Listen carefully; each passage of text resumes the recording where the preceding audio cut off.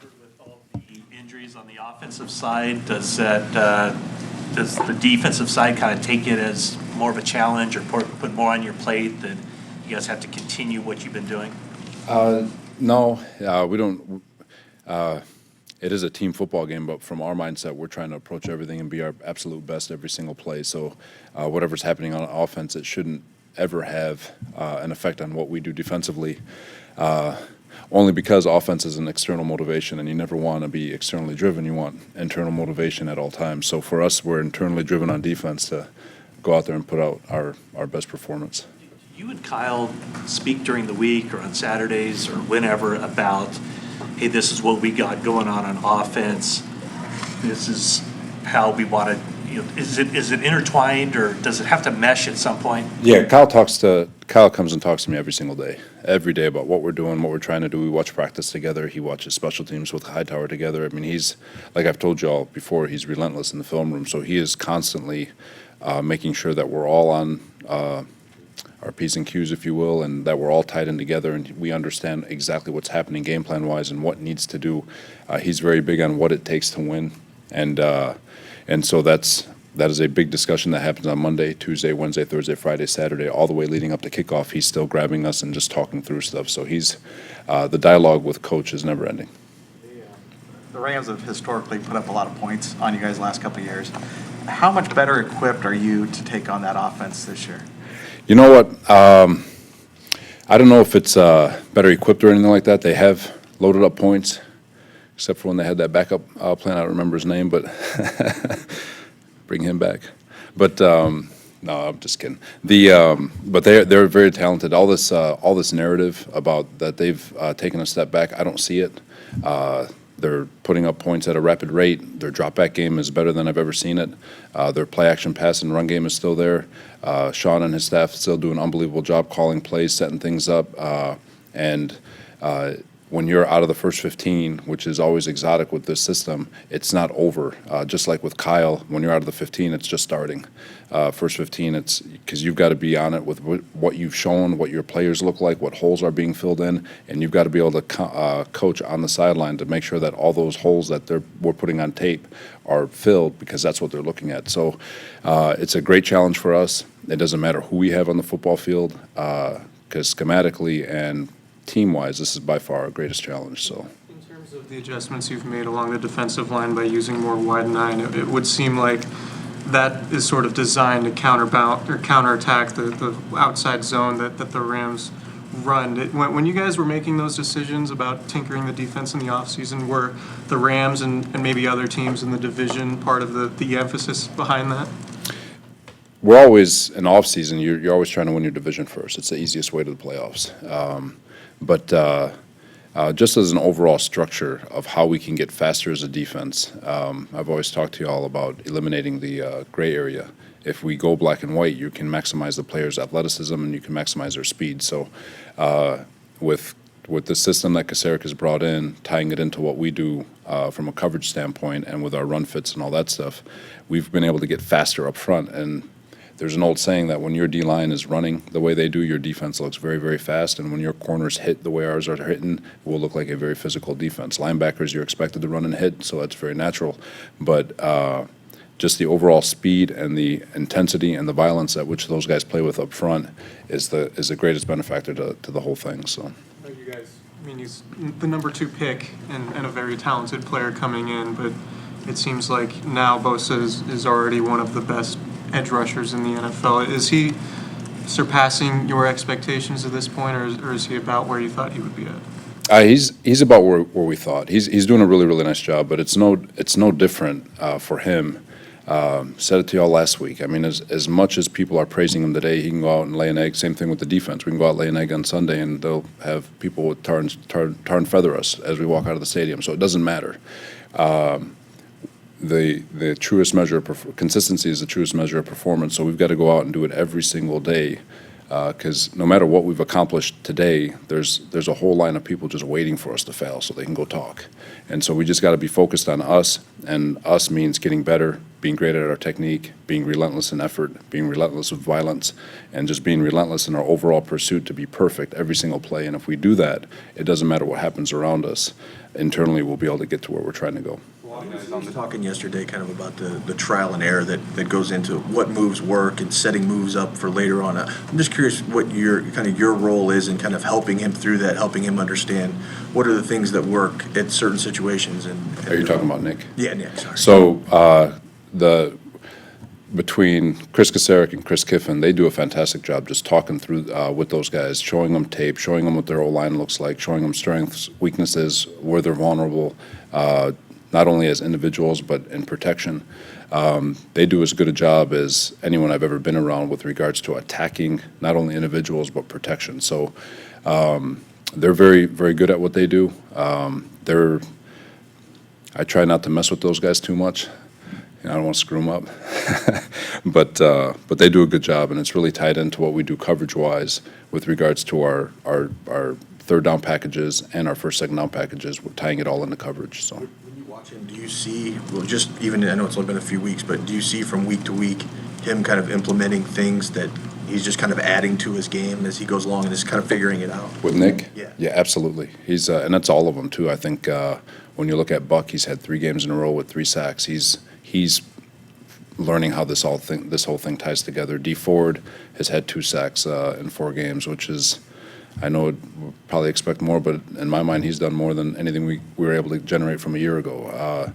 Armstead looks fantastic. So they're all really still not even scratching the surface with what they're capable of with regards to understanding how each one's rushing, how they each fit in the system, how to play games together, how to blitz together, all of it, and how we're implementing all our game day different wrinkles that we'll show every single week. So from an offensive perspective, you can't just count on D Ford being left, Bosa being right, and you can't count on it. So we're building our system, and so by the time we get to the middle of the season, our hope is that all offenses see is just a overwhelming amount of different things that are all the same to us. A lot of guys on defense have been talking about their pursuit of perfection, and basically they weren't satisfied with how you guys performed even on Monday night and cleaning up the little things. What exactly are those, little things that you hope to improve on? There's certain details that we see from a defensive perspective where it may not have been exposed on tape, but you can visually see that there's a hole in the defense, and if it's not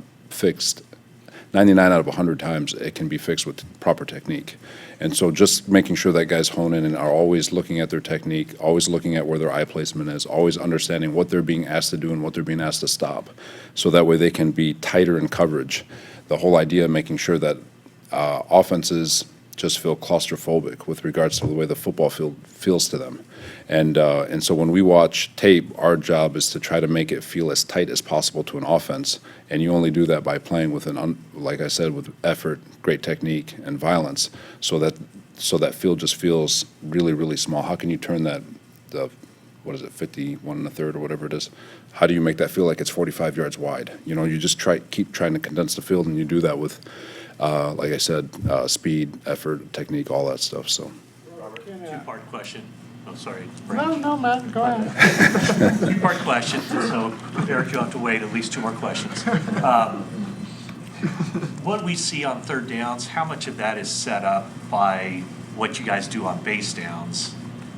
And as far as the pass rush, how does it kind of link to the run defense? And also, what is DJ Jones's role in those base downs? So, for us, our philosophy has always been that we're going to be as sound as possible. So on first and second down, we eliminate explosives. It's a number 1 rule to our defense is to make sure that everything's that we're going to eliminate explosives at all costs. So you can't be sound unless you're sound in the run game first. On third down, it gives you the flexibility to get a little bit more exotic because you're not worried about the run game as much. So now you can cheat coverage. You don't have to sell out with an 8-man box. You don't have to be perfect in the run game. You still want to have an idea of where people fit, but odds are you're playing for pass. So with us on first and second down, we're going to play. just philosophically, we're going to play a very clean game, and you can see it on tape. We're going to try to play it as sound as possible with our coverages.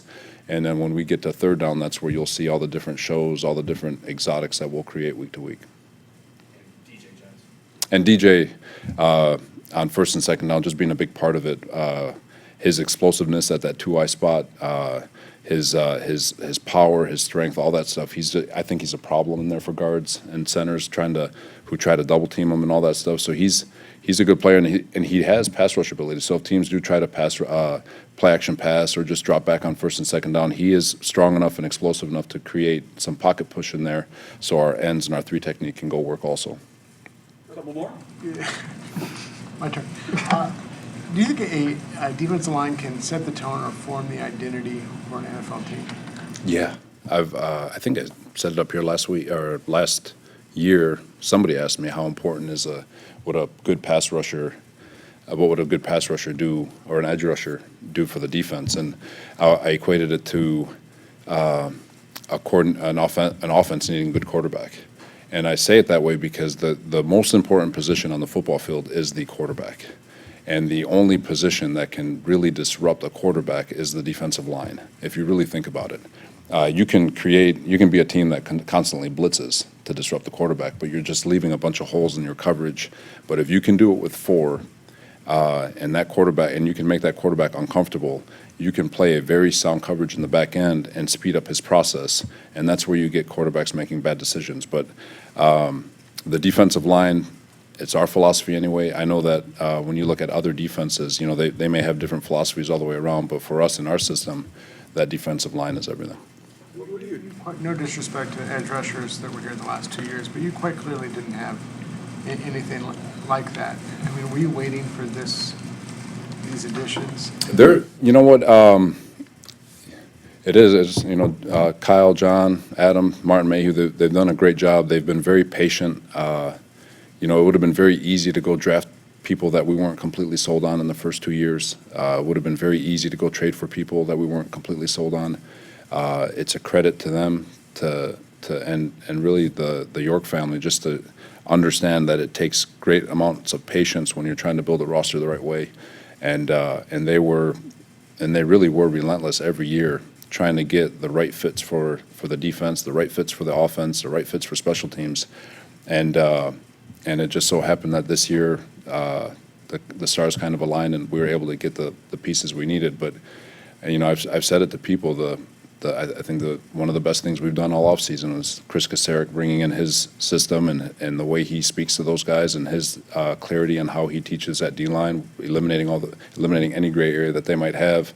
And because of it, you're able to see you can have a wealth of talent and it won't really matter unless you can put all those pieces together and get them playing to their maximum ability. Last one? Did you share their patience during those drafts and those off seasons? I had a tremendous amount of faith in Kyle and John, and they say there's 2 types of people. There's those who believe they need to see it before they actually believe it happens, and then there's people of faith who see it without ever having to see it. So they know that it's possible without ever having to see it. So I'm a man of faith, and I knew that it would happen eventually. So.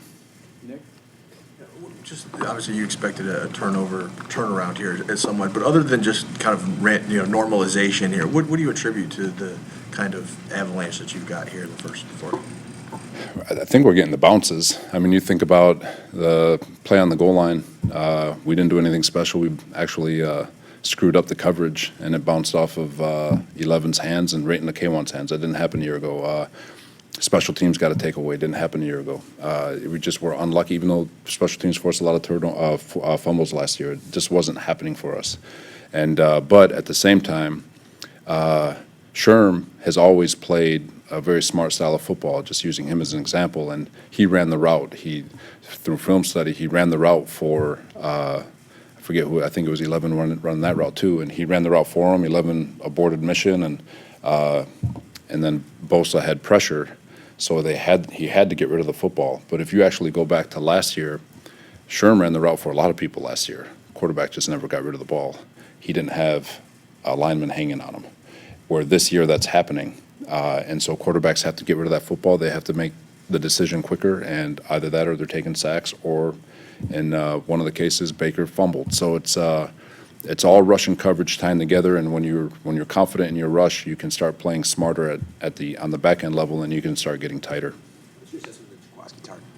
Tart's been great. He's very smart. I love him. You know, his strength is his instincts. He's very, very smart. He got high football IQ. He's got great speed, great violence, all that stuff. So if he can stay healthy, he'll have a really nice year.